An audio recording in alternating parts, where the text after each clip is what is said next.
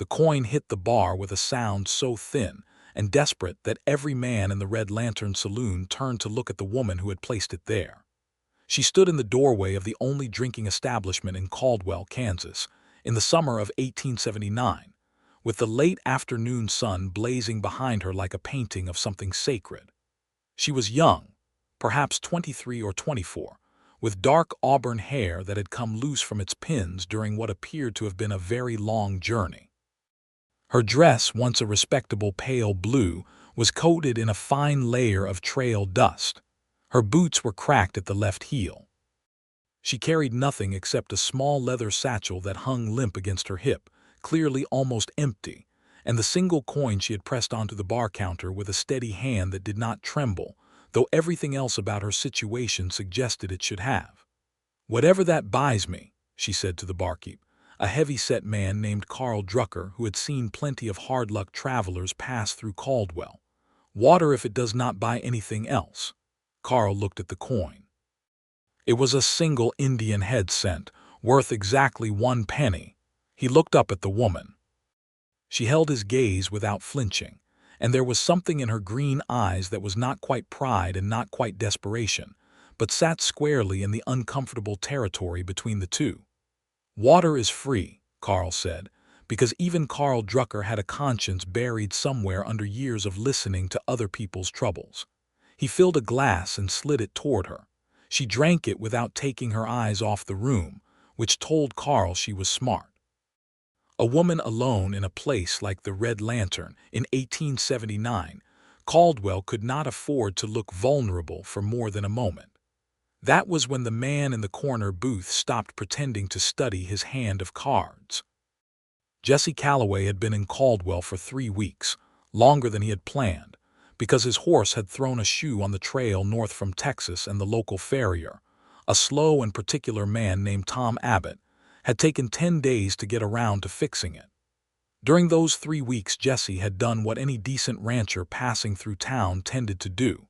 He had kept to himself, paid his bills, played a modest hand of cards in the evenings, and generally avoided drawing attention of any kind. He was 28 years old, broad through the shoulders, with sun-darkened skin and dark brown eyes that people tended to describe as quiet, which was an unusual way to describe a pair of eyes but was somehow exactly right. He wore a worn brown hat, a clean but faded work shirt, and the kind of boots that had been expensive once and were still holding up admirably because they had been made well and cared for properly. He was not the most striking man in any room, but he had a quality of stillness about him that made people aware of him anyway, the way you become aware of a solid oak tree in a field of younger, flashier saplings. He watched the woman drink her water. He watched the way she squared her shoulders when a pair of rough-looking men at the bar started murmuring and nudging each other in her direction. He watched Carl slide the penny back across the counter toward her, and he watched her pick it up and close it in her fist without expression. He pushed back from his chair before he had fully decided to do it. "Excuse me," he said to the 3 men at his table, setting his cards face down. He walked to the bar and set himself between the woman and the 2 rough men without making a production of it, simply standing there with his drink in hand as though he had come to refill it. "Evening," he said to her. She turned to look at him with those eyes that were simultaneously exhausted and fiercely alert. "Evening," she said back, with no warmth but no hostility either. "Jesse Calloway," he said, extending his hand. She looked at his hand, then she shook it once firmly. "Nora Voss, you just arriving in Caldwell, just passing through," she said, with the automatic quality of someone who says something because it is safer than the truth. Jesse nodded. He turned to Carl. "Can we get a proper meal sent to the dining room, whatever the kitchen has hot?" Carl raised both eyebrows, looked between the 2 of them, and nodded. "Got beef stew and cornbread." "That will do fine," Jesse said. He turned back to Nora Voss. "I was about to eat. I dislike eating alone. You would be doing me a kindness if you joined me." Nora looked at him for a long moment. She was clearly calculating something, and he let her calculate without pressing. He was not the kind of man who pressed. "I am not Charity," she said, quietly enough that only he could hear it, No, he agreed. You are company, there is a difference. She studied him another moment. Then she said, all right, and he led her through the narrow door that connected the saloon to the small dining room at the back of the building, where 3 tables with oilcloth coverings sat in the quieter, lamplit warmth of a room that did not smell of whiskey and stale ambition. They sat across from each other, and Carl's wife, a small woman named Delia, brought them 2 bowls of stew and a plate of cornbread that was still warm enough to steam, and then had the good sense to disappear without hovering. Nora ate. She was hungry, genuinely and profoundly hungry, and she did not pretend otherwise, but she also did not eat with the frantic edge of someone who had forgotten her manners. She was deliberate about it, and Jesse found himself watching her more than his own bowl, which he found somewhat surprising because he was not generally a man who stared at strangers. You want to tell me where you came from? He asked after she had taken the edge off. Not particularly, she said, but I will tell you I came from St. Joseph, Missouri, if that helps you decide whether I am worth your cornbread. What brought you to Caldwell on foot, if you do not mind my asking? She did mind. He could see that, but she answered anyway, which told him she was making a decision about him, weighing something. I started with a horse and a wagon. The wagon lost a wheel outside of Wichita, and I sold the horse to cover the repairs at the livery. And by the time the wheel was fixed, the liveryman had decided the horse was worth considerably more than what he had paid me, and refused to give it back or adjust the sum. She said all of this evenly, without bitterness, though the bitterness was there underneath like a coal that had gone gray on the surface, but was still hot at the center. I walked the rest of the way because I had enough money for either a stage ticket or food, and I made the practical choice. Jesse was quiet for a moment. Where were you headed? Nora looked out the small, dark window beside their table. Outside, Caldwell moved along its evening business, horses tied at rails, lamplight spilling from storefronts, the faint sound of a piano from somewhere. I had a letter, she said, from a woman named Mrs. Abigail Cross in a town called Harper's Creek. She runs a boarding house and a small school. She advertised in the St. Joseph Gazette for a school teacher. I wrote to her and she wrote back and said the position was mine if I could get there by September 1st. What day is it? Jesse asked, though he knew perfectly well. August 14th, Nora said. I have 17 days. How far is Harper's Creek from here? According to the map I had before it was ruined by rain, I believe it is approximately 60 miles southwest. Jesse nodded slowly. It is 63 miles, he said. I know the road. Nora looked at him more carefully then. You know Harper's Creek. I know the road that passes near it. I'm heading back to my ranch, which is about 12 miles north of Harper's Creek. I have been delayed here for 3 weeks and my foreman is likely losing his patience. The silence that followed was not uncomfortable. It was the silence of 2 people understanding the shape of a thing without yet having to name it. My horse is sound now, Jesse said carefully. I have a good-tempered chestnut mare that I have been using as a spare because I was moving some cattle before I came north. She needs the exercise, and I have a pack horse that could carry supplies. Nora set down her spoon. Mr. Calloway, Jesse. Mr. Calloway, she repeated firmly. I already told you I am not Charity. And I told you there is a difference, he said. Here is the difference, Miss Voss. I am riding 63 miles in the direction you need to go. The horse needs exercise. And frankly, the road between here and Harper's Creek goes through Comanche territory crossing grounds, and 2 people riding together is safer than one, regardless of which of the 2 of them is more capable. He paused, which I make no assumptions about. She was quiet, looking at him. The lamp on the table between them made her eyes look less exhausted and more simply green, a good deep green like creek water over smooth stone. What do you get out of it? She asked. It was a fair question and not an unkind one. A safer road, he said, and someone to talk to. Like I said, I dislike riding alone. You just met me. Yes, he agreed. But I am a decent judge of character, and you drank your water without spilling a drop of it even though you were watching 6 men who all outweigh you by 80 pounds. That tells me enough. Nora Voss looked at him for a long time. Then slowly, something in her face shifted, not quite a smile but the frontier of one. "I would need to be up before first light," she said. "I am always up before first light," Jesse said. "I ride well," she said. "I do not need to be managed." "I would not dream of it," he said. She picked her spoon back up and finished her stew. "All right, Mr. Calloway," she said. "We have a deal." Jesse Calloway leaned back in his chair and felt something warm and unfamiliar move through his chest, something he would not have known how to name that evening, and did not try to. He paid for the meal without making an event of it, and arranged with Carl for Nora to have use of the small back room the Druckers rented to respectable travelers. He paid for that too, without her seeing him do it. He arranged with the stable for the chestnut mare and the pack horse to be ready at 5 in the morning, and he went to bed that night in his own rented room, and stared at the ceiling for a good long while before sleep found him. In the room down the hall, Nora Voss lay on a clean bed for the first time in 10 days and listened to the sounds of Caldwell settling into its night. She had learned, in the months since her father's death had left her with nothing but a name and a determined mind, to make decisions quickly and then not second-guess them.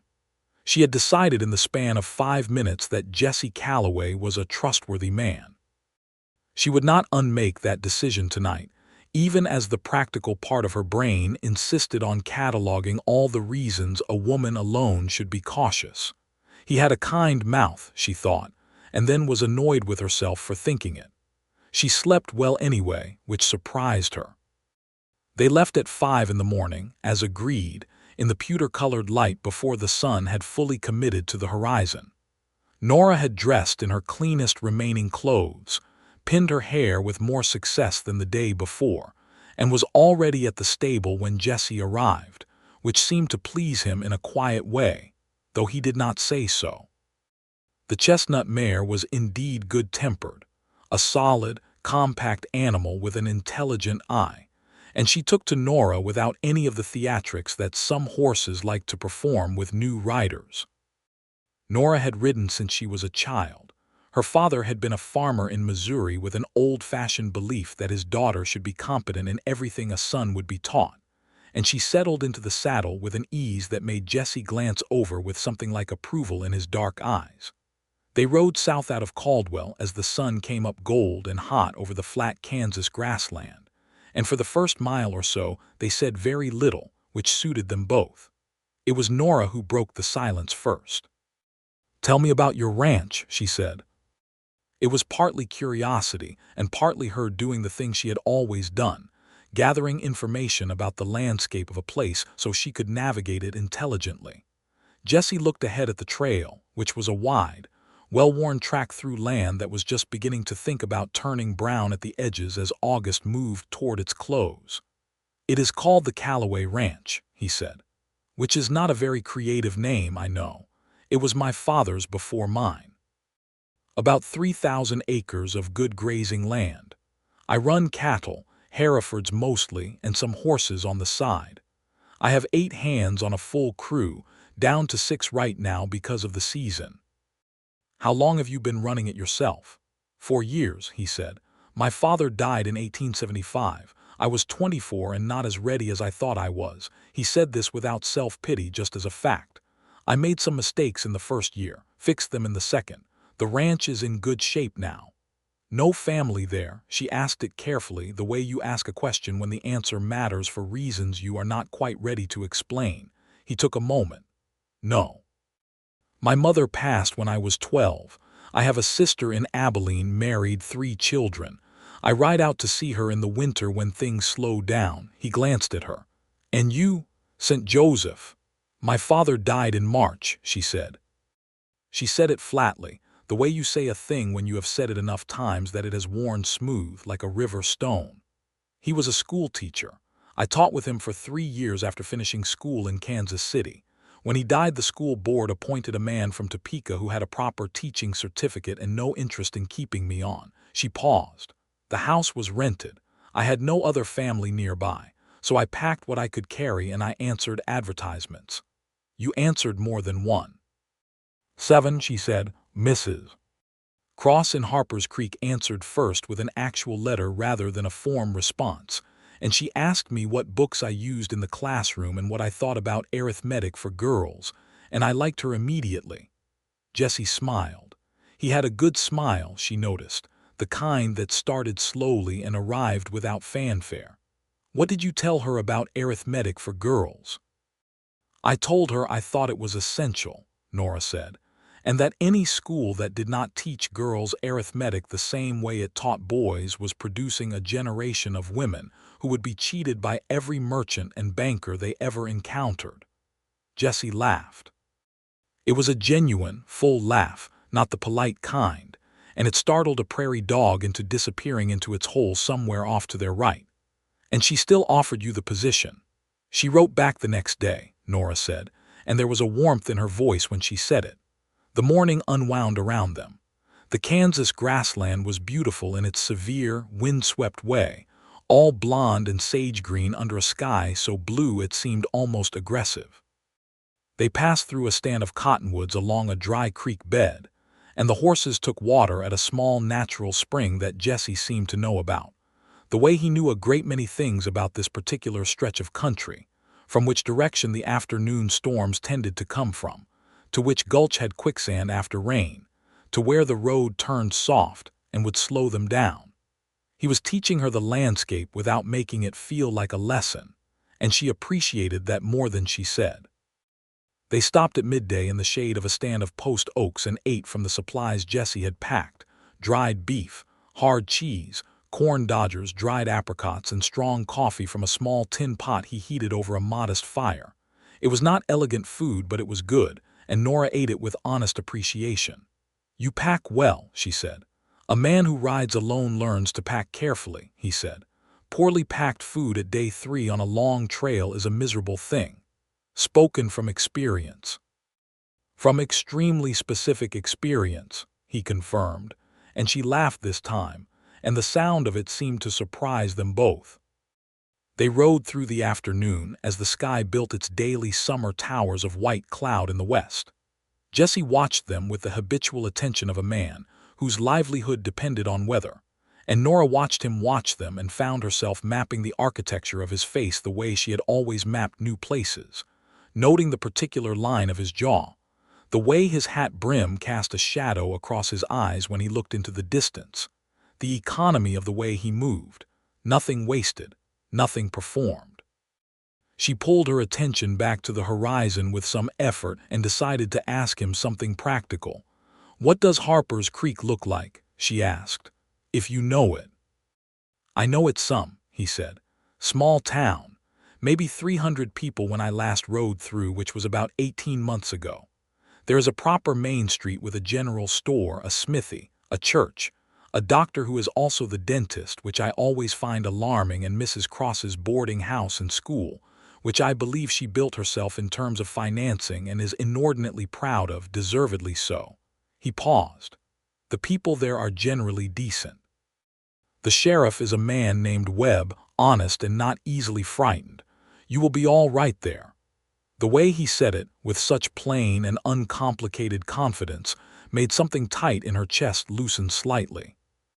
She had been carrying so much tension for so many months, the tight wound spring of surviving alone, managing alone, deciding alone, that the simple act of being told in a level voice that she would be all right was almost too much. She was grateful that her hat brim was doing its own work at that particular moment. That evening they made camp on a flat, dry rise above a small creek, and Jesse put up a modest arrangement of canvas between 2 scrubby trees that gave Nora privacy and shelter without making it a dramatic gesture. He built a fire in a low ring of stones, and they cooked beans with salt pork in a cast iron pot, and the sky above them was enormous and star-heavy in a way that was particular to the Great Plains where there was so much sky to fill. Nora sat with her coffee cup and looked up at it. "It is different here," she said. "The sky.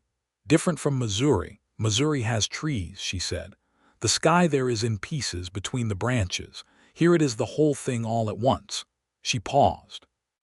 "It is a little terrifying, actually." "It gets comfortable," he said.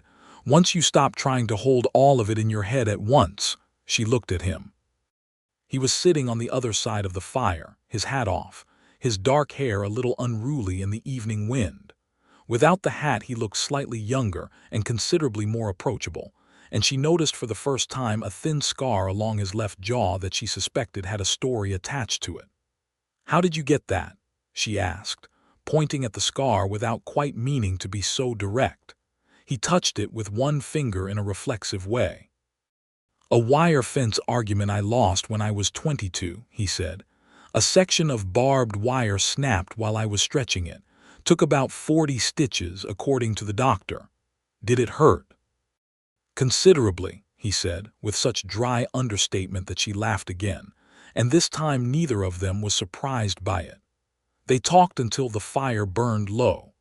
He told her about the first cattle drive he had run after his father died, the mistakes he had made, the hands who had stayed loyal anyway, and the one who had not. She told him about her father's schoolroom, a single large room above a hardware store in St. Joseph, and how he had taught with such quiet passion that students had come back years later to tell him what they were doing with their lives, and how those conversations had been the things he treasured most. She told it carefully, and Jesse listened with the full, unhurried attention of a man who understood that some stories needed to be held gently. When she was quiet for a moment, he said, "He sounds like the kind of man who leaves a mark on the world in the best possible way." She looked at the fire. "Yes," she said, "he does." It was a small word and a large thing, and he did not press further, and she was grateful.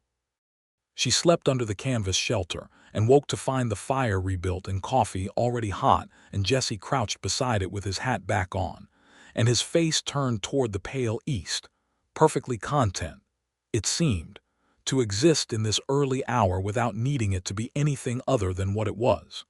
She decided, lying there watching him through the gap in the canvas before he knew she was awake, that he was one of the steadiest people she had ever encountered. Not still in a boring way, not in the way of a man with no interior life, but steady in the way of something that had been tested and had held.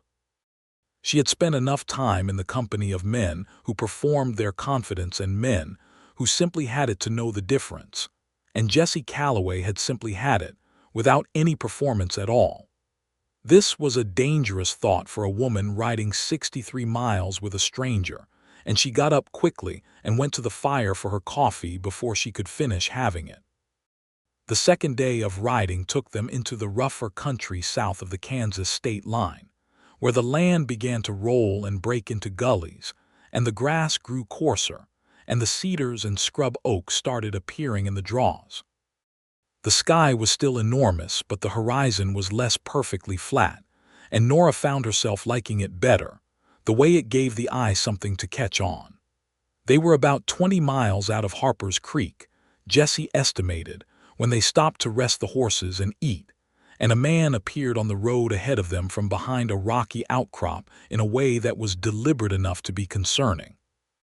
He was a lean man in a dirty canvas coat, with the particular kind of eyes that did their calculation quickly and without embarrassment. He stopped in the road and looked at the two of them with the assessing quality of a man who was deciding something. Jesse had set his hand near but not on his sidearm in a movement so unhurried and economical that if you had not been watching for it, you would have missed it entirely. "Afternoon," the lean man said. "Afternoon," Jesse said. "Fine horses," the lean man said. "They are," Jesse agreed pleasantly. The lean man looked at Nora, then back at Jesse. Whatever calculation he had been running, he seemed to arrive at an unsatisfactory result because he stepped to the side of the road. "Safe travels," he said, as though this had always been his intention. "Much obliged," Jesse said, and they rode past at an easy, unhurried pace which was exactly the right pace. When they were well clear, Nora said quietly, "That was well handled." "He was alone," Jesse said. "A man alone rarely wants the trouble, and if he had not been alone, then we would have had a different conversation." He glanced at her. "Can you shoot?" "My father believed in being practical," she said. "Yes, reasonably well." Jesse nodded as though this was the only sensible answer and said nothing more about it. By late afternoon, they began to see the first signs of Harper's Creek, a water tower in the distance, then the dark line of a fence, then a cluster of buildings that grew more specific and detailed as they rode toward them. The road widened and smoothed, and they passed a small farm where chickens scattered at their approach, and a woman hanging laundry turned to watch them with the frank curiosity of a small town that noted new arrivals. Harper's Creek was exactly as Jesse had described it. A main street of perhaps 8 blocks, with solid wood-fronted buildings, a white-painted church at one end, a respectable-looking general store, a blacksmith whose hammer they could hear from the street, and near the far end, set slightly apart on a double lot, a 2-story house of weathered white clapboard with a painted sign that read, "Cross House, Boarding and Schooling All Welcome." Nora reined in the chestnut mare at the edge of Main Street and looked at it. "There it is," Jesse said. "There it is," she agreed. Her voice was carefully controlled, but he could hear the relief in it the way you can hear music from the next room, faint but unmistakable. They rode to the cross house and dismounted at the hitching rail out front. Before Nora had fully straightened from the saddle, the front door of the house opened, and a woman appeared on the porch who could only have been Mrs. Abigail Cross, because she moved with the absolute authority of a person entirely at home in her own domain. She was 60 years old if she was a day, compact and brisk, with white hair pinned under a practical hat and sharp blue eyes behind small wire-rimmed spectacles. She looked at Nora and then at Jesse and then at the horses and then back at Nora.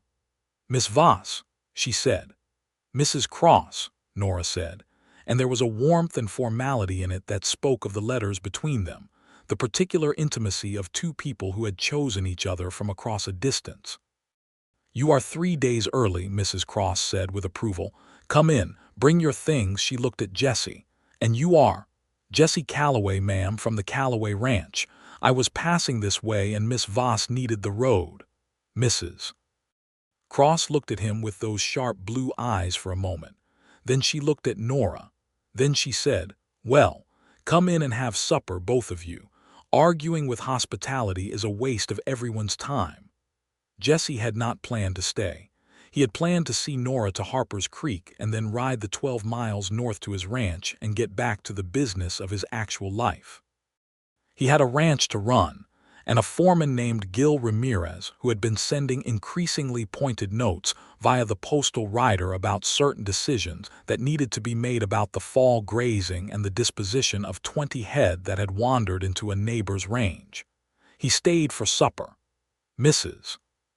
Cross's dining table was long and round, which was unusual, and was set for 6 because she had 4 other boarders. A young widow named Mrs. Patterson who was learning dressmaking, a retired schoolteacher named Mr. Holt who helped Nora with classes and was delighted to have reinforcement, a young man named Cade who was apprenticed to the blacksmith, and a quiet older man named Everett who did something with land surveys and was rarely present at mealtimes, but had appeared tonight with suspicious promptness. Supper was substantial. A roasted chicken, green beans put up from the summer garden, fresh bread, and a sweet potato pie that was, Jesse privately decided, one of the finest things he had eaten in several years. He watched Nora across the table. In this company, fed and washed and in a chair that was not a saddle, she was different, more expansive. She talked with Mr. Holt about books with the engaged animation of someone who had been waiting for exactly this conversation. And she made Mrs. Patterson laugh twice about something Jesse did not catch. And she met Mrs. Cross's direct, testing gaze across the table with the calm assurance of a woman who had nothing to prove, but was not afraid of being tested. She was, Jesse thought, extraordinary. It arrived as a thought fully formed and without prelude, and he looked down at his sweet potato pie and said nothing.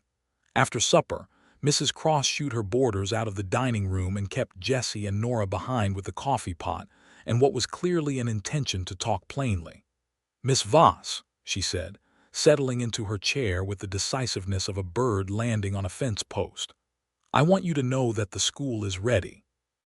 It needs some organizing in terms of the reading materials, which arrived last month from Kansas City, and I expect you will want to make it your own in terms of arrangement. You have full authority over the curriculum within reason, and I trust your judgment since your letters demonstrated considerably more of it than most. Your room upstairs is the front one, which has good light. Board is included with the position, as we discussed. She paused. Any questions? Nora looked at her steadily. What are my students like? Mrs. Cross smiled, and it transformed her face in an immediate and genuine way. 14 of them at present, ages 6 through 14. They are, frankly, a mixed bag in the way all children are, which is to say several of them are delightful, several of them are exasperating, and all of them are worth every ounce of the effort. The exasperating ones especially. She tilted her head. You know that from your father's teaching, I suspect. Yes, Nora said.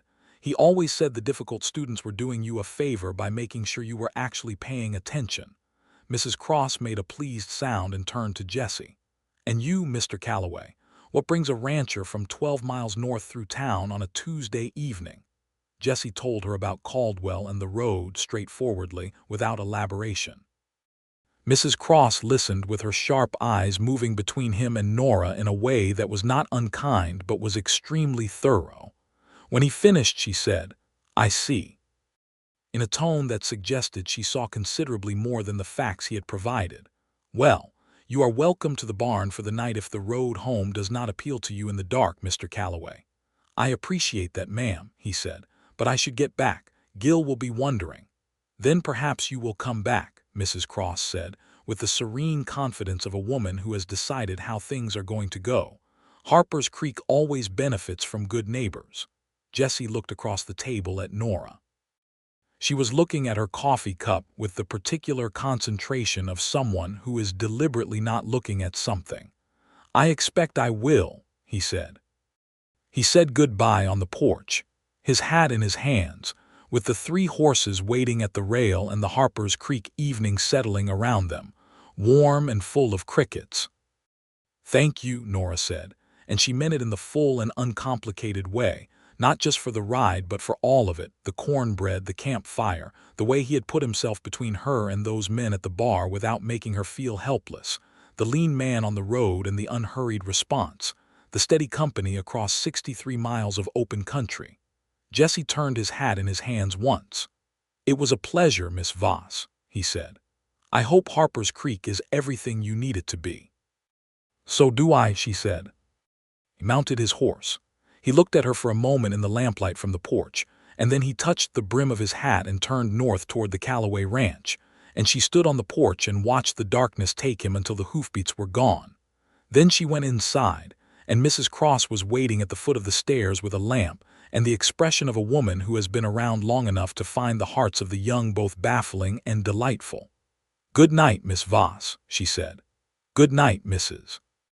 Cross, Nora said, and climbed the stairs to the front room with the good light, and lay down in the clean bed without undressing fully, and looked at the ceiling, and decided that she was not going to think about Jesse Calloway's quiet dark eyes or the specific sound of his laugh. She was asleep within 5 minutes, which was good, because she had 14 students to meet in the morning. The school was exactly the right size for her. One large room on the ground floor of the Cross house, with 6 long tables and the kind of mismatched benches and chairs that suggested they had been donated, found, and constructed over several years by a variety of people with varying carpentry skills. The windows were large and the light was good, and the blackboard was a genuine blackboard, not just a painted wall, which Nora took as an excellent sign.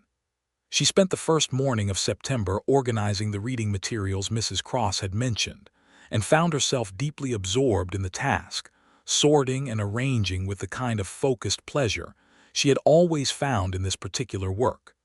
Mr. Holt came in around 10 and watched her with benign approval. You know your way around a classroom, he said. I grew up in one, she said. Your father must have been a good man. He was, she said, and this time the smooth edge of the river stone held, and she said it with simple affection rather than grief. On September 3rd, school began. 14 students arrived in various states of readiness.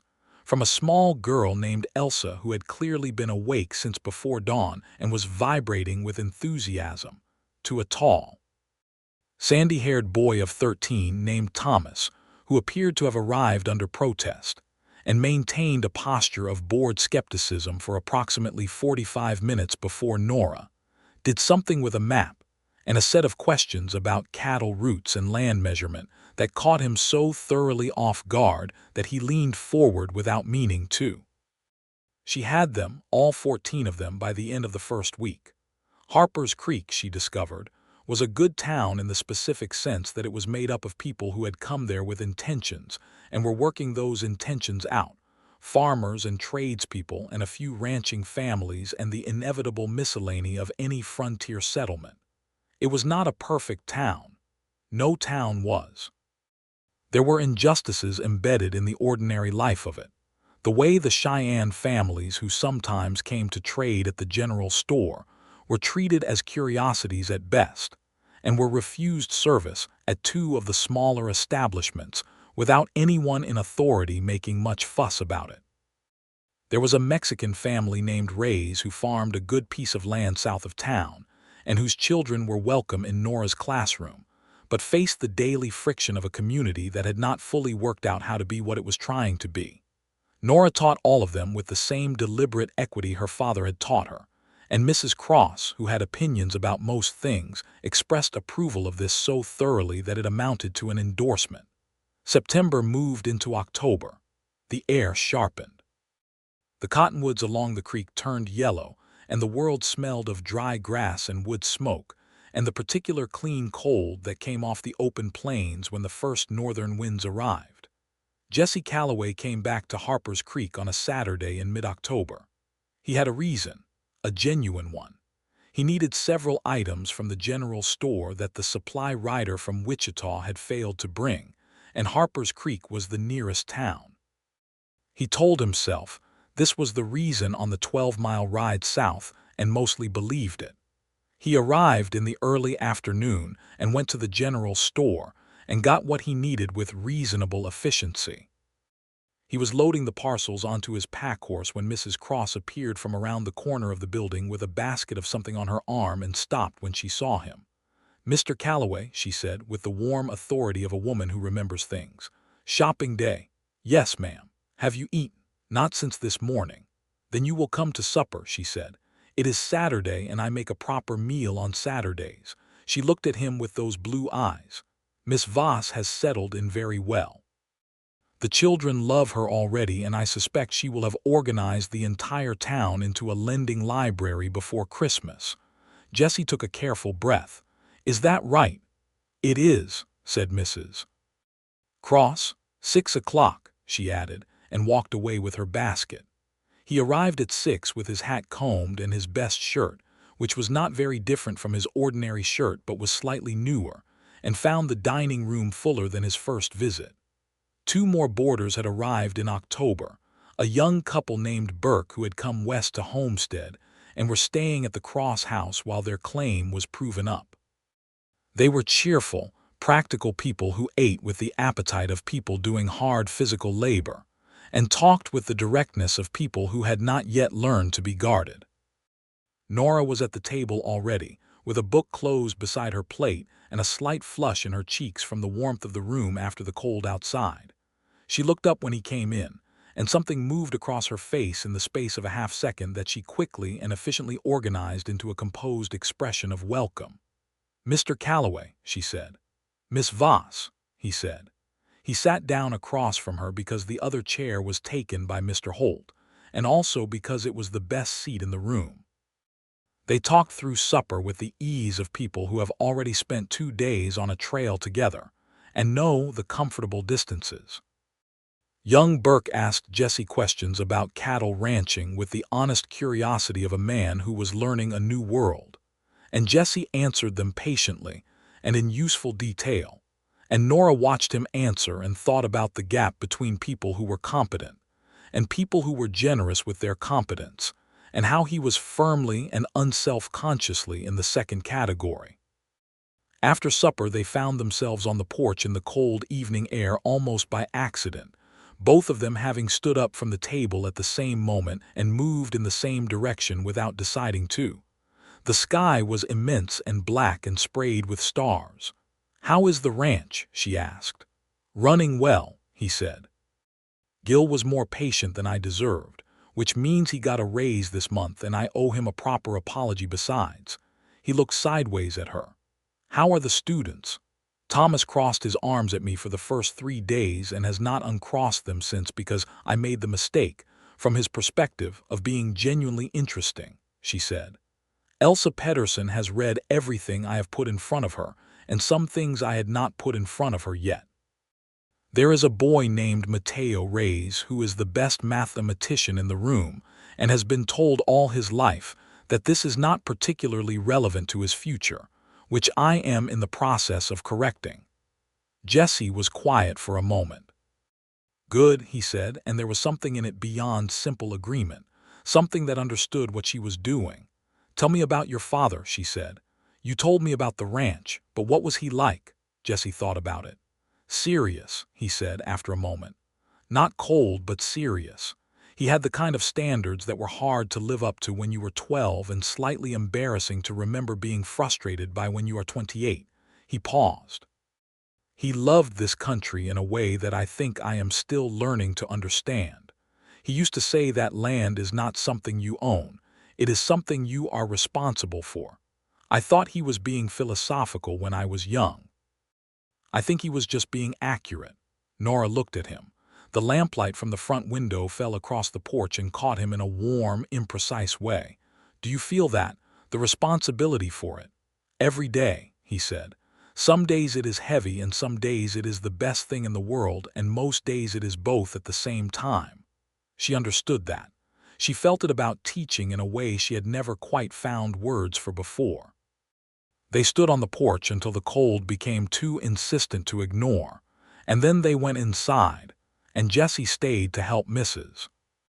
Cross with the clearing of the table because he was that kind of man, and Nora watched him from the doorway and thought, with clarity that she did not entirely welcome, "He is the most solid person I have ever met."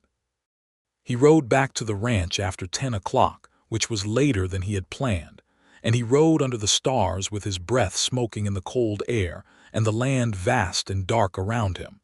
And he thought about a woman with green eyes and a penny and 14 students, and the particular way she said things that were true without making them sound simple.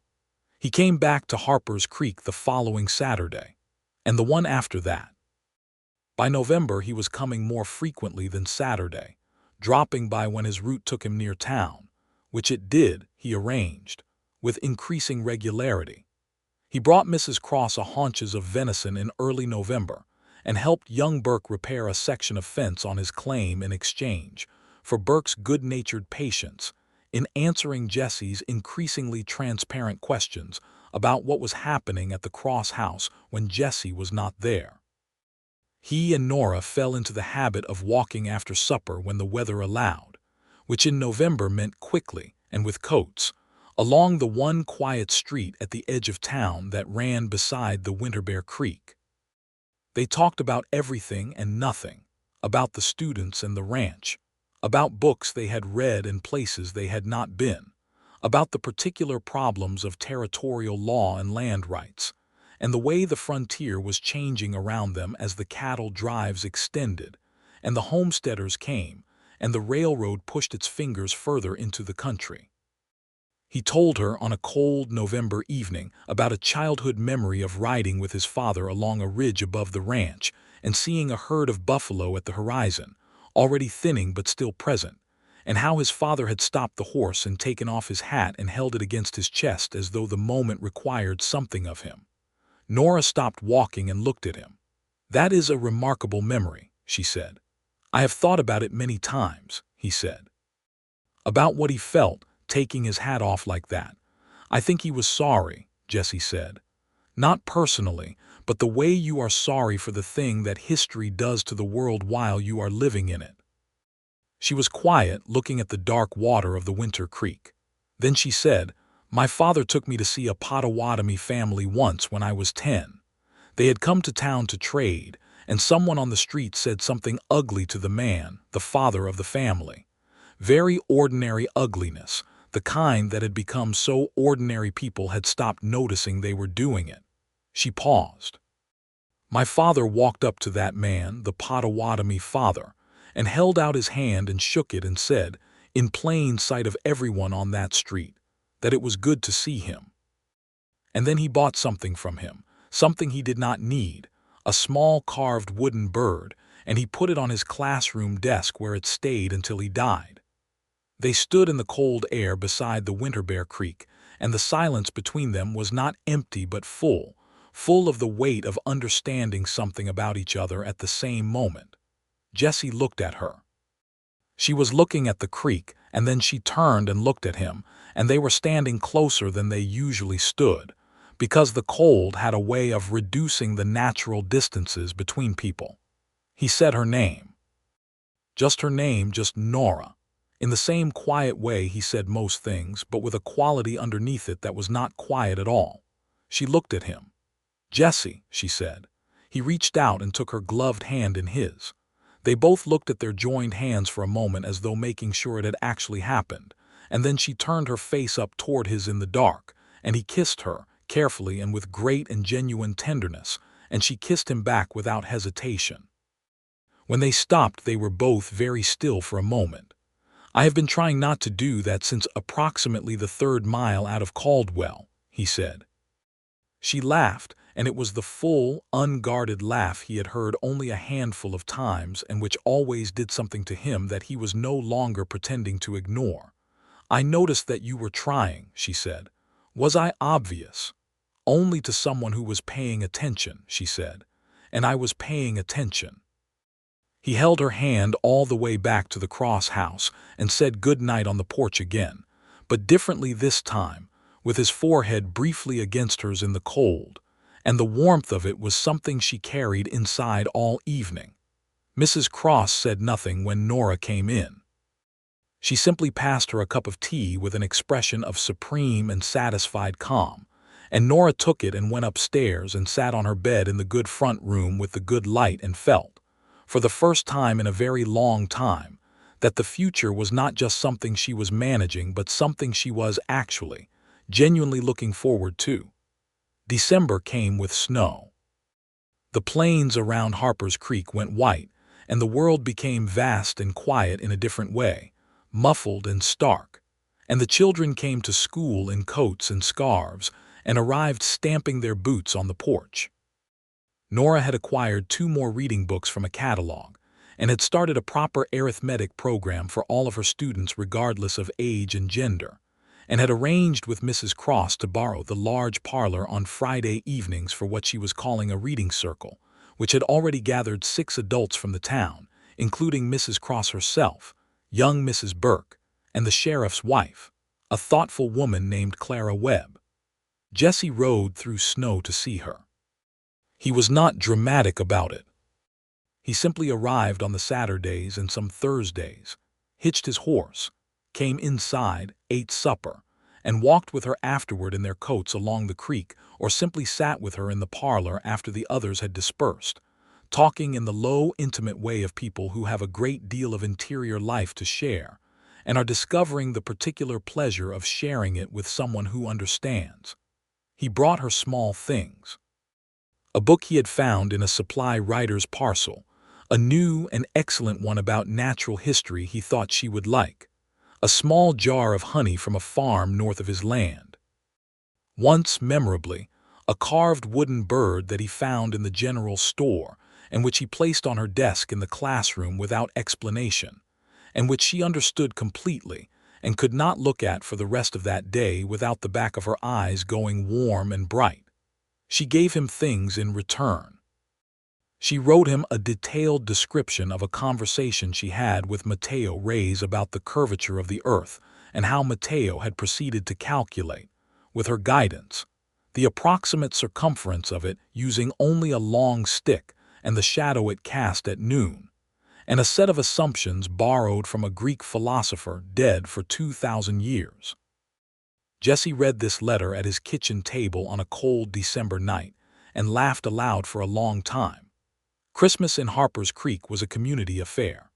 The church organized a dinner, to which everyone in the surrounding area came, ranchers and farmers and tradespeople and their families, bringing food and filling the church hall with the warmth of 100 people, and the smell of wood smoke and cooking and pine boughs that someone had cut and brought in from the cedar breaks to the south.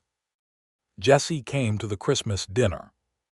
He arrived with his foreman Gil Ramirez and Gil's wife Alina and their 3 children, and Jesse introduced them to Nora with a naturalness that told her these were people he trusted completely. And Alina Ramirez took one look at Nora, and then one look at Jesse, and then embraced Nora warmly in a way that was neither forward nor strange, but simply felt like something that had already been decided. Gil was a compact, capable man of 31 with a dry wit and the kind of fundamental decency that expressed itself as directness rather than sentiment. He shook Nora's hand and said, "Jesse told me you rode 60 miles on a borrowed horse without complaining once." "That is more than most of his crew could say." "I complained internally," Nora said, "quite a lot." "That is the professional approach," Gil said approvingly.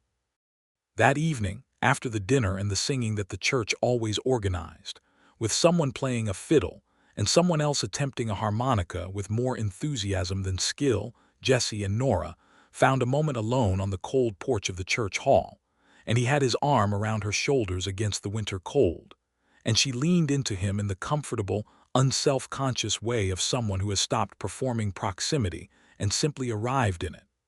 "I want to tell you something," he said. She looked up at him. "I've been thinking about how to say this for about 3 weeks," he continued, "and I have not found a particularly elegant way, so I am going to say it plainly. I want you to know that what I feel for you is not a simple thing or a temporary thing or a thing that is about convenience. It is the kind of thing that, when I think about the ranch and the future of it and what I would want that future to look like, you are in the picture, squarely and permanently in the picture." He looked at her carefully. "I am not asking you anything tonight. I know you have a position and students and an independence that you built yourself, and that means something important. I am just telling you where I am so you know." Nora was quiet for a long moment. The cold air moved around them and the fiddle went on inside and the stars were hard and bright above the Kansas plains. "I know where you are," she said at last. "I have known for some time." She looked at him. "I am not a woman who makes decisions quickly, Jesse, about important things, but I am also not a woman who pretends not to know what she knows." She paused. "I know what I feel for you. I am just asking for time to understand how it fits with everything else." "That is all I am asking for too," he said. "Time." She leaned into him again, and he held her against the cold, and they stood there until the fiddle stopped and the hall began to empty around them. January and February were hard months on the plains. The snow was serious in January, the kind that kept people inside and made the world a simple matter of surviving until the wood held out and the cattle did not drift too far in the blows. Jesse's hands were fully occupied with the ranch, and he came to Harper's Creek less frequently, but he wrote letters that arrived on the postal rider with the particular compressed warmth of a man who chose words carefully and meant all of them. Nora wrote back letters that were longer and more various, full of the classroom and the reading circle, and a particular incident involving Thomas and a geometry problem that had turned into a town-wide conversation about land survey methods, which had drawn in the quiet surveyor Everett, and resulted in Thomas announcing that he wanted to study engineering, which Nora had described to Jesse in enthusiastic detail. Jesse read these letters at his kitchen table and in his bunk on the cold nights, and they made the winter feel smaller and more navigable than it might otherwise have been. In March, when the thaw began and the roads opened, he came back to Harper's Creek on a clear, cold day with the first suggestion of something warmer in the air, and the prairie beginning its long, slow return from gray to green.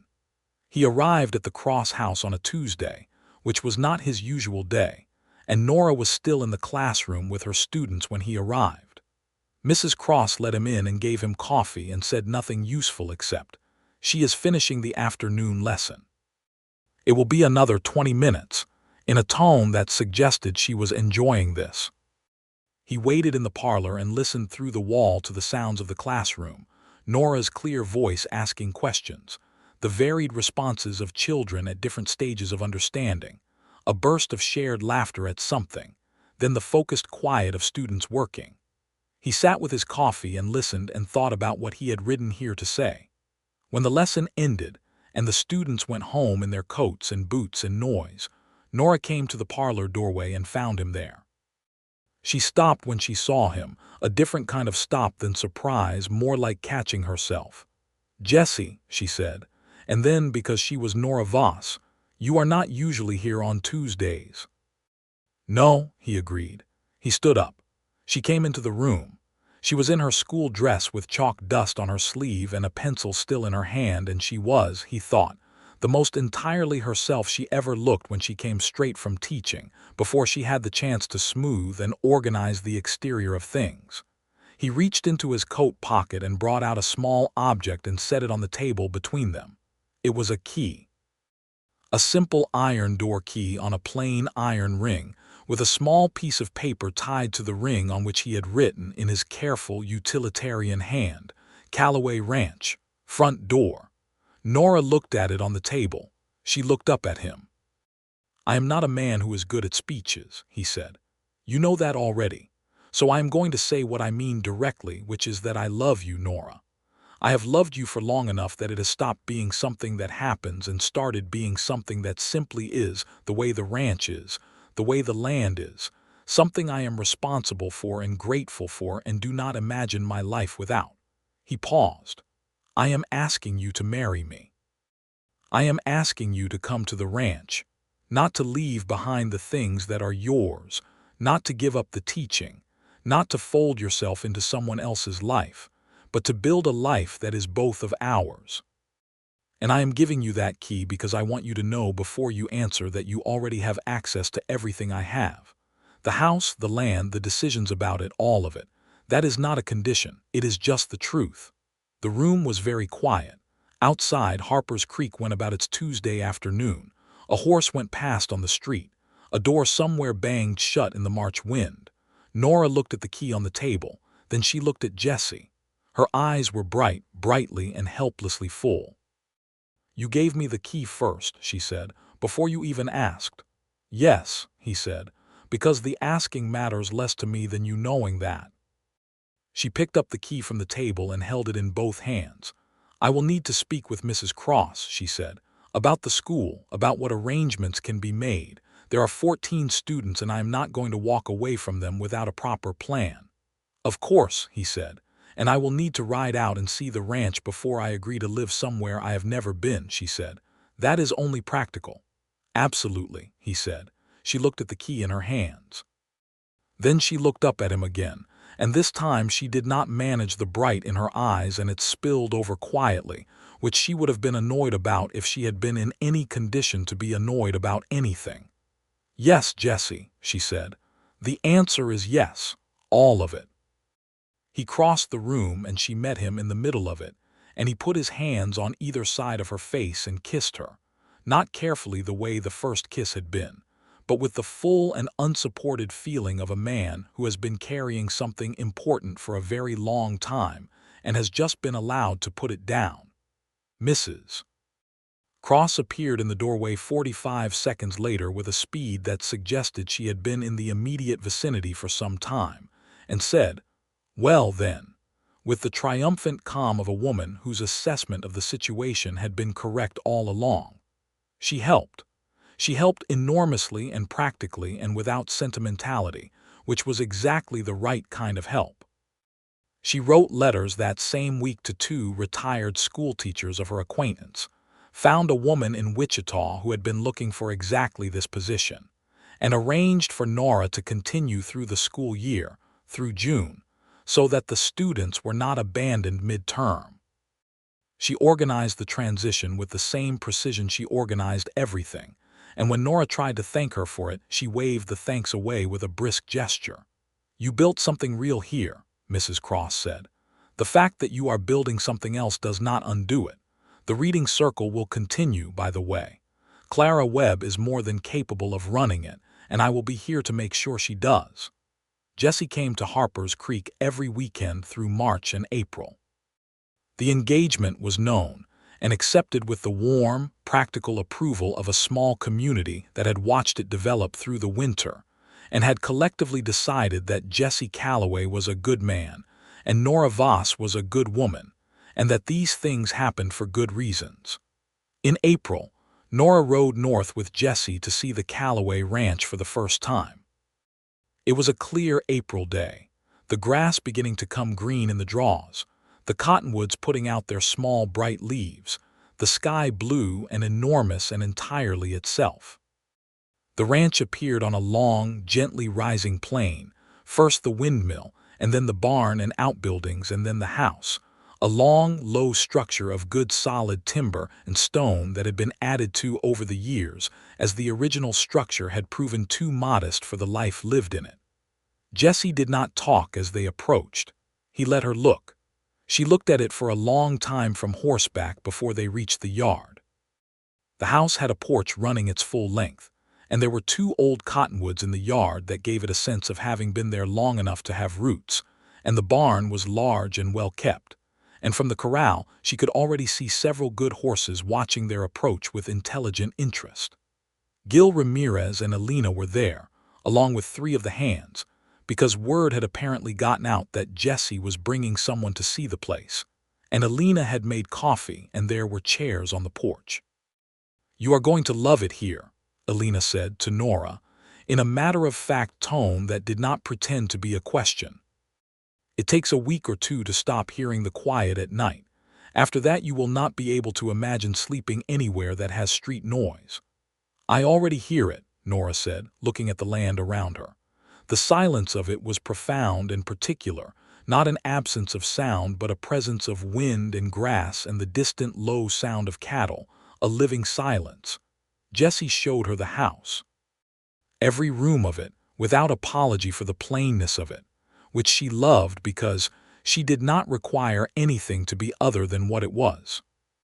There was a large kitchen, a good sitting room, 3 bedrooms, and a study with shelves that were only partially full and a desk that clearly needed the company of more books. She stood in the study and looked at the shelves. "I am going to need more shelves," she said. "I will build them," he said simply. She turned and looked at him in the afternoon light of the study. "You are a good man, Jesse Calloway," she said. "I am trying to be," he said. They were married in June, the last Saturday before the school year ended in the Harper's Creek church. Mrs. Cross organized the reception because she organized everything, and the whole town came, and Gil Ramirez stood up for Jesse with the quiet dignity of a lifelong friend, and little Elsa Pedersen arrived with a bunch of wildflowers from the field behind her house tied with a piece of ribbon, and presented them to Nora with such absolute ceremony that Nora's composure very nearly failed her entirely. The ceremony was brief and solid, like most good things. They said the words to each other with their eyes open, not looking at the minister but at each other, and when Jesse put the ring on her hand, it was a plain gold band that had been his mother's, which he had kept in a small leather pouch in the locked box where he kept his most important documents, and which he gave to Nora without explanation, because none was needed. They rode to the ranch that afternoon in the long golden June light, Nora's things packed in a proper wagon that Jesse had arranged, including, carefully packed in a wooden box with sawdust, the carved wooden bird from her classroom desk. She put it on the study shelf the same evening they arrived. She stood back and looked at it there among the beginning of her books. Jesse came up behind her and put his arms around her, and she leaned back into him in the by now completely natural way that she had stopped examining and simply lived in. "We will need more shelves very soon," she said. "I will start tomorrow," he said. He did. The first summer of their marriage was the fullest summer Nora had ever lived. The ranch was busy in the way that working land is always busy, with the particular rhythm of early mornings and long days and evenings that fell quickly and completely, and Nora threw herself into learning the ranch with the same systematic thoroughness she brought to anything that mattered. She learned the cattle work from Gil and from Jesse, not because she expected to be a hand, but because she was a person who needed to understand the things that shaped the world she lived in. She learned to read the weather from the west with accuracy that impressed even Gil, who had been reading that particular sky for years. She kept meticulous accounts for the ranch, discovering a chaos in the existing ledgers that Jesse freely admitted to and was deeply relieved to have organized. And by September, she had reorganized the financial records in a way that made Jesse look at them and say, "I was apparently losing about $400 a year to accounting errors," with the tone of a man receiving surprising but good news. She started a correspondence with the new teacher in Harper's Creek, a woman named Miss Briggs from Wichita who was earnest and capable, and who sent Nora regular reports about the reading circle and the students, and Nora sent back advice and book recommendations, and in October, a box of additional reading materials she had ordered from Kansas City because she had the funds to do it now, and because Mateo Reyes was going to need proper mathematical texts if he was going to do what Nora believed he was capable of doing. In November, she told Jesse she was expecting a child. She told him at the kitchen table on a morning in November with the first real snow of the season blowing past the windows and the house warm around them, and she told him directly because she was Nora and she did everything directly. He was very still for a moment. Then he reached across the table and took both her hands in both of his. "Are you well?" he said. The first thing he said was that. "I am perfectly well," she said. "Very well. I am also apparently going to need to think about where in this house a suitable room is." He looked at her for a long time. His quiet dark eyes had something in them that she did not entirely have a word for, but that settled into her chest like warmth coming through stone on a summer day, deep and lasting. "Nora," he said. "Jesse," she said, "this is the best thing you have ever told me." "That is saying something," she said, "because I have told you some very good things." He laughed and kissed her hands, and got up from the table and came around to her side and held her, and she let him, for a good long while, in the warm kitchen with the snow going past outside. The winter of 1879 going into 1880 was long but not cruel. They had each other and the ranch and the good company of Gil and Alina, who became, over that winter, the kind of friends that are more like family, the ones you can sit with in silence or trouble with equal comfort. Alina, who had 3 children of her own and had been through this particular terrain, was practical and expert and funny about it, which was exactly what Nora needed. She did not sentimentalize pregnancy or treat Nora as though she had become temporarily less capable. She simply helped and advised and laughed at the right moments, and told her the true things instead of the comfortable ones, and Nora loved her for it thoroughly. Jesse was, as Nora could have predicted, quietly and completely attentive in a way that was not suffocating but was simply present. He rebuilt the small bedroom at the end of the house into a nursery with such careful competence that Gil made a comment about it one day and Jesse said, "I want it to be right," with such straightforward simplicity that Gil did not have anything to add. The baby was born in July of 1880, a boy, delivered with the help of the Harper's Creek doctor, who made the 12-mile trip on a hot July morning with the unhurried competence of a man who had done this enough times to be calm about it. They named him Thomas. Not after the reluctant student from the school, though Nora smiled about the coincidence, but after her father, whose name had been Thomas Andrew Voss, and who had stood on a street in St. Joseph and shaken a man's hand in plain sight, and who had kept a carved wooden bird on his classroom desk. Jesse held the baby on the porch in the July evening, the plains going pink and orange in the late sun, and his face had an expression that Nora could not fully catalog from the doorway, but that she thought she would remember for the rest of her life. She came and stood beside him. "Thomas Calloway," Jesse said quietly to the baby, who was asleep with the absolute confidence of someone very new to the world and entirely undisturbed by it. "He has your jaw," Nora said.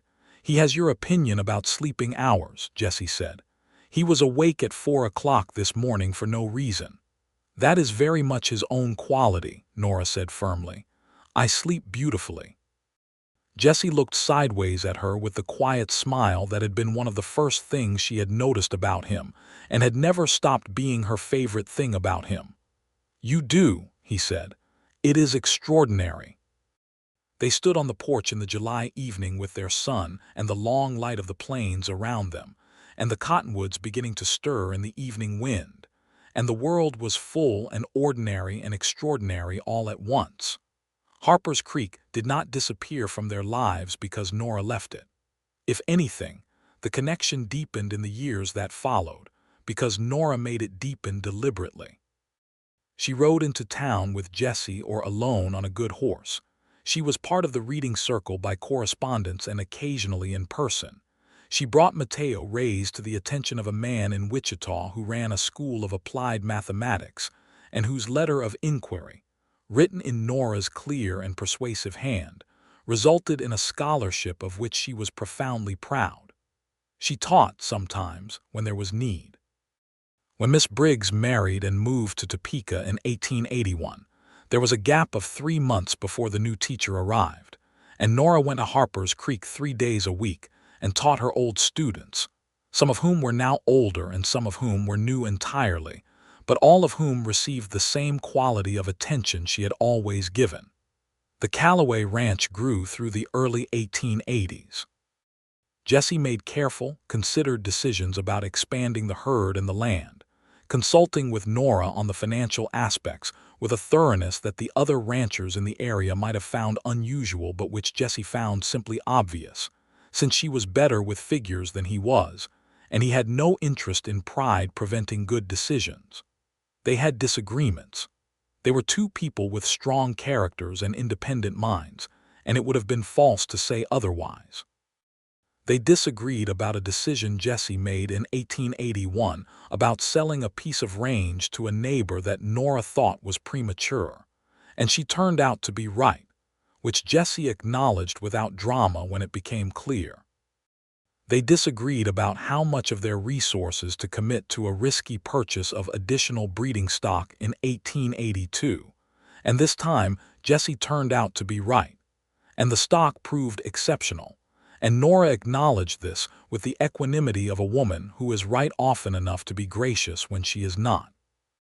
They got through these things with the practiced directness of two people who have decided that honesty is more important than comfort, and have found, over years of testing this belief, that it is also more comfortable in the long run. In the spring of 1882, Thomas Calloway, age almost 2, discovered that the ranch's most senior cow dog, a border collie named Chess, could be convinced to herd things other than cattle if properly motivated, and spent a memorable afternoon attempting to deploy Chess against the chickens. Jesse found them at it and stood at the barn door for several minutes watching before he intervened, mostly because the expression on Thomas's face was one of such concentrated purpose and total conviction that it seemed worth observing. He told Nora about it at supper, and she laughed until she had to set down her fork. "He gets that from you," she said. "The conviction or the poor strategic planning?" "Both," she said. By 1883, the Calloway Ranch had expanded to 4,000 acres, employed a full crew of 10, and had a solid enough reputation in the regional cattle trade that buyers came from as far as St. Louis to negotiate for their Herefords. Jesse handled the negotiations with the same steady, unhurried quality he brought to everything, and Nora sat in on several of them with the ledger book, which tended to surprise the buyers, and then not surprise them at all once they understood what they were dealing with. Thomas was walking and talking, and had opinions about everything, in the specific, alarming way of toddlers who have been talked to by adults who take them seriously. He knew the name of every horse on the ranch by the time he was 2.5, and had developed the habit of following Gil Ramirez around with a focused intent that Gil, who had never had a son, found both alarming and deeply gratifying. "He wants to know how everything works," Gil told Jesse one afternoon. "I showed him how a cinch works and he asked me 4 questions and then wanted to show me that he had understood it correctly. He is 3 years old." "He is his mother's son," Jesse said. "He is both of your son," Gil said, "which is somewhat formidable." In 1883, on a warm September evening, Nora told Jesse over supper that they were expecting again. Thomas, hearing a change in the quality of the conversation without understanding it, looked up from his bowl and said, "What is happening?"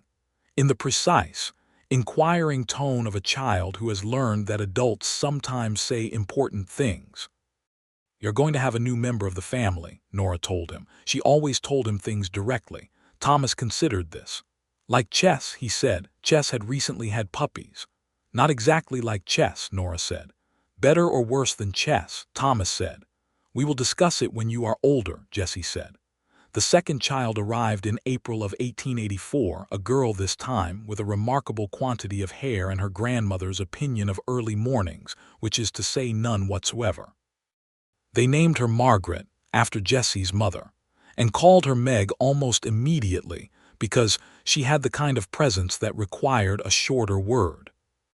Thomas inspected her with the thoroughness he brought to everything new, and announced that she was interesting, which was his highest form of approval, and thereafter appointed himself her protector with a seriousness that made Nora and Jesse exchange a look over his head that was full of love and amusement in equal measure. The ranch in those years was a household full of life in the specific way that working ranches are, with the rhythm of work and seasons and people coming and going, hands staying for a season or several years, neighbors who became friends, and the particular fullness of a life that is both large in its landscape and intimate in its daily details. Mrs. Cross came to visit in the summer of 1884. She arrived with characteristic practicality and no advance notice, appearing at the end of the ranch road in a hired buckboard with 2 bags and a box of books she thought Nora might need, and stayed for 2 weeks and reorganized the kitchen and held Meg with the easy comfort of a woman who had held many babies and pronounced her exceptional, which was accurate. She walked the ranch with Jesse on a warm afternoon, and they talked about the land and the way it was changing and the railroad and what it would mean for cattle prices. And she told him things about the territorial politics that he found genuinely useful, because Mrs. Cross read everything and forgot nothing. Before she left, she took Jesse aside and said to him without prelude, "I want you to know that what you did for her was right, giving her the key before you asked. A woman who has built everything herself needs to know that she is coming to something, not just being taken into something." Jesse was quiet for a moment. "I knew it mattered," he said. "I was not sure I could explain why." "You did not need to explain it," Mrs. Cross said. "You just needed to do it." She looked at him with her sharp blue eyes. "She is happy here, Mr. Calloway, truly happy. I have known her through some difficult seasons, and I want you to understand that what I see in her now is the real thing." "I know," Jesse said. "I see it too." "Good," said Mrs. Cross, and that was all she needed to say about it. She went back to Harper's Creek in her hired buckboard, and Nora watched her go from the porch with Meg on her hip and Thomas beside her with his hand in hers, and she felt the particular texture of a life that is exactly what it is supposed to be without needing to be anything else. The winter of 1884 going into 1885 was a hard one. A series of blizzards out of the north in December and January that were among the worst the plains had seen in years, and the ranch was tested in the way that working land is tested when the weather turns serious. Jesse and his crew worked through it with the grim, practical determination that was required, losing some cattle to the cold and drifts, saving many more, and emerging in February battered but intact. Nora managed the household through the blizzards with the same steady competence she managed everything, keeping the children fed and warm and occupied, keeping track of the crew's rotations and making sure everyone was accounted for, and maintaining the accounts through the chaos, because the chaos did not make the numbers less real. On the worst night of it, a night in January when the wind was moving the house, and the temperature had dropped to something that felt like the far side of possible, Jesse came in from the third check of the night, and Nora had coffee on the stove, and was awake in the kitchen with a lamp and her ledger book, which she closed when he came in. He sat down at the table heavily, coated in snow that was already melting off, and she brought him the coffee and then sat across from him, the way she had sat across from him in the Red Lantern Saloon's back dining room in Caldwell in the summer of 1879. Except now they were on the other side of 5 years and 2 children, and a life they had built out of 63 miles of open country and a key on an iron ring. He looked at her across the table with the quiet dark eyes and the warmth in them that had never, not once, been anything other than exactly what it appeared to be. "Thank you," he said, "for being awake." "I am always awake," she said. "I know," he said. "It is one of the things I rely on." She reached across the table and took his cold hand in both of hers and held it until the cold went out of it. And outside the wind worked at the house and did not get in, because it was a good solid house, built well and cared for, and it held. Spring came, as it always did, with a thoroughness that made the winter seem like something that had happened in a different story. The grass came back and the cottonwoods leafed out and the calving began, and the ranch moved into its best season in the particular way that working land renews itself. Not easily or without cost, but with the full-hearted insistence of something alive. Thomas Calloway, age 5 in 1885, was already following his father on the morning rounds with a seriousness of purpose that the crew had learned to take seriously, because Thomas noticed things and asked questions about what he noticed. And when someone gave him a dismissive answer, he came back with a follow-up question that revealed he had already known the answer and was testing the respondent. He was, Gil Ramirez told Jesse with a shake of his head, going to be a considerable person. Meg, barely a year old, was already asserting her right to full participation in everything. She was not Thomas's quiet opposite but his counterpart, different in quality rather than in intensity. Where he was focused and systematic, she was wide-ranging and instinctive. But both of them had the look of people who expected the world to be interesting and were generally right. On an evening in May of 1885, Jesse and Nora sat on the porch in the warm spring dark, after the children were asleep and the house was quiet, with coffee and the sound of the night around them. They had been talking, but the conversation had drifted into a comfortable silence of the kind that is particular to people who have been together long enough to know that silence is not absence. Nora had the carved wooden bird in her hands. She had brought it out from the study without planning to, the way you sometimes pick up a thing that matters without deciding to. She turned it in her fingers. "He would have liked you," she said, her father. It did not need the attribution between them. "I would have liked him," Jesse said, "a man who understood what his work was actually for." "Yes," she said. The plains around them were full of spring sounds, crickets and frogs from the creek and the distant sound of cattle and the wind in the young cottonwood leaves. "Jesse," she said. "Nora," he said. "I walked into Caldwell with 1 penny," she said, "and I was not going to make it obvious that I was frightened, and I was not going to ask for help. And then you handed me a bowl of beef stew and a borrowed horse and a road through difficult country, and then, eventually, a key." She looked at him. "You handed me your whole life." "You handed me mine back," he said. "That seems like a reasonable trade." She set the wooden bird on the porch railing between them, where it sat with its small, carved patience in the May dark. "An extraordinary trade," she said. He reached across and took her hand, and they sat in the warm night of their plains in the spring of 1885. On the porch of the house they had made theirs together, with their children asleep inside, and the Calloway ranch spread around them in the dark under a sky that was enormous and unhurried and full of stars. And the future was not a thing to be managed, but a thing they were living, steadily and together, the way the land was lived with all of it. The hard winters and the long summers and the losses and the renewals and the daily ordinary fullness of a life that had been built not out of ease, but out of something much better than ease. It had been built out of two people choosing each other with their eyes open, on a dusty road through difficult country, with a good horse under each of them and the plains going on forever in every direction, and not once looking back. The wooden bird sat on the porch railing between them and did not need to say anything at all. Inside the house, Thomas stirred in his sleep and settled, and Meg made one small sound and was quiet, and the night went on around the Calloway ranch with all its vast and generous darkness, and in the morning there would be work and coffee and children, and the long green summer beginning to arrive, and it would be good. It would be, as it had always been between them, exactly good.